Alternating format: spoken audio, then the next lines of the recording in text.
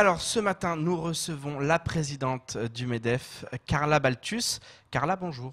Oui, bonjour à tous les auditeurs et téléspectateurs de Kwezi. Oui, et bienvenue donc dans ce temps de parole sur Kwezi TV, Kwezi FM, le 106.9. Alors, on a beaucoup de choses à évoquer. Quand on a préparé cette émission, on s'est rendu compte qu'il y avait il y avait énormément de dossiers à aborder. Depuis votre prise de fonction, donc vous êtes sur plusieurs fronts à la fois. L'un concerne notamment la caisse des congés payés du BTP, qui n'est pas encore mise en place à Mayotte. Où est-ce qu'on en est de ce dossier ? C'est un dossier quand même qui est assez complexe, puisque avec l'application du Code du travail depuis le 1er janvier 2018, tout cela est devenu obligatoire. Et donc on se rend compte au fur et à mesure que l'on applique le Code du travail qu'il n'y a pas forcément tous les instruments en place. Donc notamment cette caisse de congés payés, elle n'existe pas à Mayotte, il faut la créer. Mais pour cela, ça serait plutôt très compliqué. Donc ce qu'on essaie de faire aujourd'hui, c'est de se rapprocher de celle de la Réunion. Donc ça va être très compliqué parce qu'on n'a pas les mêmes taux, on n'a pas la même façon d'appliquer les congés, les périodes, etc. Donc c'est très compliqué, il y a beaucoup d'échanges qui se font, il y a beaucoup de réunions qui se font. Quand bien même on y réussirait, donc ça voudrait dire que derrière la caisse de congés de BTP de la Réunion serait appelée à changer ses statuts. Donc ça serait une caisse Mayotte-Réunion. Après, il faut faire valider tout ça au national. Et puis si tout fonctionne bien, ça ne sera pas avant le 1er janvier 2020. Est-ce que ça, c'est satisfaisant ? Justement, on veut de plus en plus s'éloigner de la Réunion par rapport aux spécificités du territoire. Mais des fois, on n'aura pas le choix. On n'aura pas le choix parce que si vous faites une entité qui ne subviendra pas à ses moyens de fonctionnement, ça ne sert à rien. Donc, il faut s'appuyer sur ce qui existe déjà. Des fois, on n'a pas le choix. On n'a pas le choix. Donc, pour l'instant, la meilleure des solutions, c'est celle qu'on a proposée, qui est de se rapprocher de la Réunion. Samuel Bocher, le rédacteur en chef de France Mayotte Matin, a une question à vous poser, Carla. Oui, Carla, il y a eu un long laps de temps de préparation sur la transition vers la bascule, vers le Code du travail de droit commun. Vous n'allez pas nous faire croire que les géants du BTP ne savaient pas qu'il n'y avait pas cette caisse de... Parce qu'ils l'ont à La Réunion, ils l'ont partout où ils travaillent en métropole. Ils n'ont rien dit, ils n'ont rien demandé, ils n'ont rien fait. Il y a quand même un problème là, sur ce coup-là. Le problème, je ne pense pas qu'il vient des partenaires sociaux. Hein. Comme je vous dis, ce sont des outils qu'il faut mettre en place. Et puis, vous savez très bien que assez souvent, les textes sortent tardivement. À l'heure où je vous parle aujourd'hui, vous n'avez pas le décret. Le décret de code d'application du travail n'est pas sorti. Tout ce qui concerne les spécificités mahoraises doivent être stipulées dans ce décret et ça n'apparaît pas. Donc ça serait trop facile de toujours taper sur nous les partenaires sociaux. Et puis il faut aussi comprendre que nous on n'est pas là on n'est pas des juristes, on n'est pas là pour travailler à la place de l'État ou autre. Attention. On est des entreprises, on gère nos boîtes au quotidien, on a beaucoup de difficultés, on sait bien que l'économie de Mayotte est très fragile et on fait déjà beaucoup et on ne peut pas se substituer à l'État. Parce que quand l'État vous demande d'appliquer quelque chose, il faut aussi qu'elle se rende compte si elle a bien mis tous les outils en place. Alors attention, c'est une réalité. Donc on ne peut pas taper sur les acteurs du BTP, je ne serais pas d'accord. Moi je tape sur les acteurs du BTP parce que ils sont responsables, mais pas sur les partenaires sociaux. Hein, sur l'anticipation peut-être. Oui, mais ils font partie. Hein. Moi je suis désolée, la FMBTP est adhérente chez moi, donc c'est un adhérent. Moi je défends mes adhérents, vous le savez très bien. Mais est-ce qu'on a suffisamment anticipé ? C'est ça la question. Parce qu'on savait que le Code du travail allait être... Je vous ai dit, on s'est rapproché. Maintenant, on s'est rapproché de la Réunion. On ne peut pas faire une caisse du travail du jour au lendemain à Mayotte. Il ne faut pas rêver. Donc, on s'est rapproché. C'est un travail qui se fait de longue haleine. Au début, ils nous avaient dit non. Voilà. Donc, aujourd'hui, on dit oui, mais maintenant, mettons sur table. Et c'est un travail qui ne se fait pas comme ça du jour au lendemain. Vous savez très bien que le Code du travail nous a été plus ou moins imposé en moins de 2 ans. Donc, on ne peut pas aller plus vite que la musique. Autre travail, et il est très important pour Mayotte, le projet de loi de finances 2019, il est en examen actuellement au Parlement. C'est une loi primordiale pour l'avenir du territoire. Vous avez effectué un travail avec les parlementaires afin de déposer plusieurs amendements. Quels sont-ils ? Oui, c'est un travail qui est en cours. Hein. On ne leur a pas encore donné physiquement les amendements. Donc on a d'abord travaillé entre nous, on a travaillé avec les experts comptables aussi. Donc on a travaillé aussi avec la FEDOM, on a travaillé avec tous les présidents de MEDEF Outre-mer. Et donc, on a enfin nos amendements qui sont sortis. Donc, on va les donner incessamment sous peu à nos parlementaires. Et on s'est rapproché d'eux, bien entendu. Ils savent qu'on a préparé tout ça. Et donc, effectivement, ces amendements, on espère qu'ils vont les soutenir. Bon, je ne vais pas tout vous donner, mais en tout cas, les principaux amendements, même si on sait que ce n'est pas encore gagné, on va toujours demander à ce qu'on reste sur l'abattement, l'abattement des 40%, donc le plafond, comme vous le savez, il était de 6 700 €, ils veulent le passer à 4 050. On voudrait néanmoins que pour 3 secteurs spécifiques, la sécurité, la santé et l'éducation, qui est une dérogation. Parce qu'aujourd'hui, cela va nous poser un problème d'attractivité du territoire. Donc il faut absolument qu'on puisse faire comprendre au gouvernement que Mayotte est fragile, tout comme la Guyane, parce que je travaille beaucoup avec le MEDEF de la Guyane. Voilà, ce sont 2 départements. Il y a aussi Saint-Martin, qui n'est pas un département, mais aussi qui est concerné dans beaucoup de spécificités que le gouvernement a prévues pour nous. Donc, c'est de leur faire comprendre que si on touche à ça, on aura un problème d'attractivité. Parce qu'à part notre lago, on n'a pas grand-chose pour faire venir les compétences. Et qui dit compétences dit au salaire. Parce qu'un salaire, c'est quoi? C'est les avantages en nature. Un logement, combien ça coûte un logement à Mayotte? Entre 1 000 et 1 500 € si vous voulez héberger un cadre. Après, il faut de l'éducation des enfants. Et l'école, souvent, les gens sont des écoles privées. Tout ça, cumulé plus cumulé, ça fait un salaire qui est très vite très haut et puis qui n'aura plus ces avantages-là. Et qu'est-ce qui va rester aux gens? Pourquoi ils vont venir à Mayotte? Donc ces 3 secteurs-là, sécurité, santé, éducation, doivent être une exception.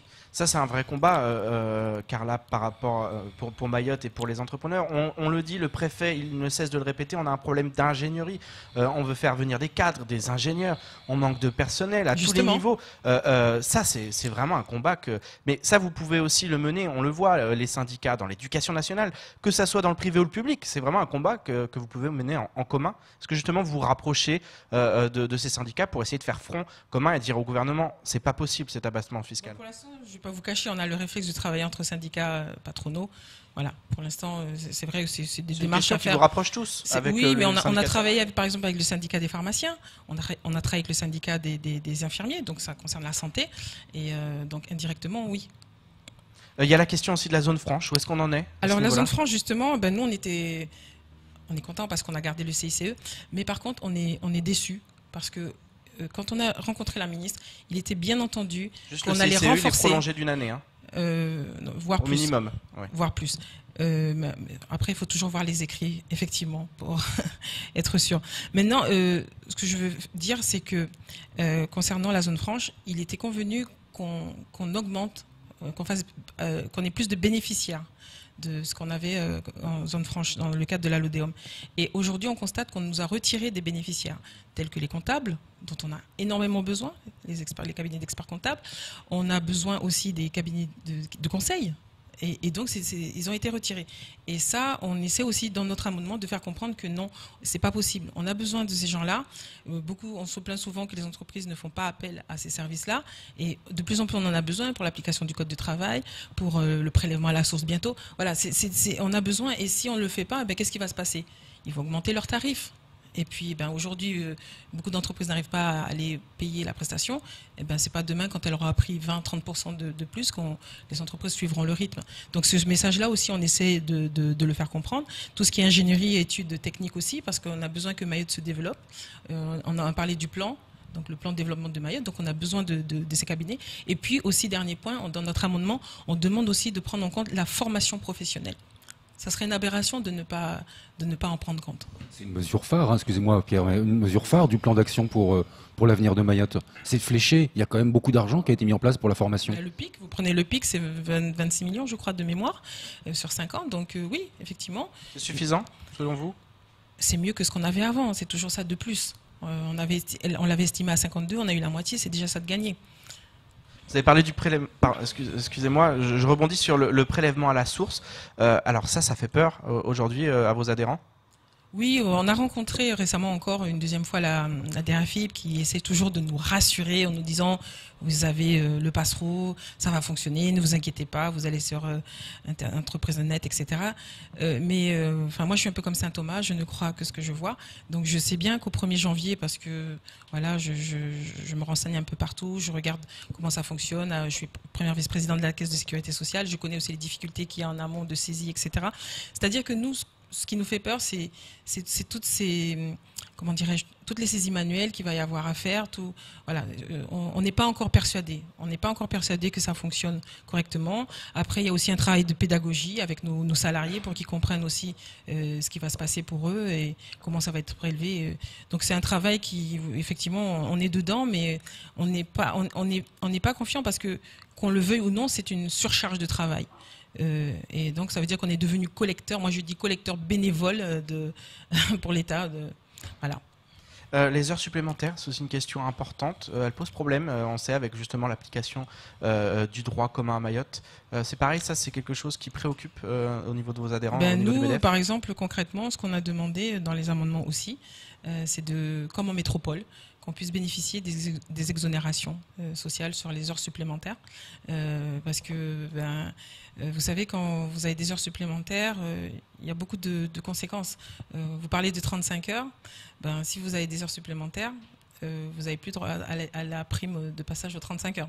Voilà, vous voyez, c'est très compliqué. C'est très, très compliqué pour les entreprises. Il y a beaucoup d'amendements donc, que vous allez déposer. Est-ce que vous avez bon espoir? Votre syndicat, le MEDEF, a soutenu Emmanuel Macron publiquement.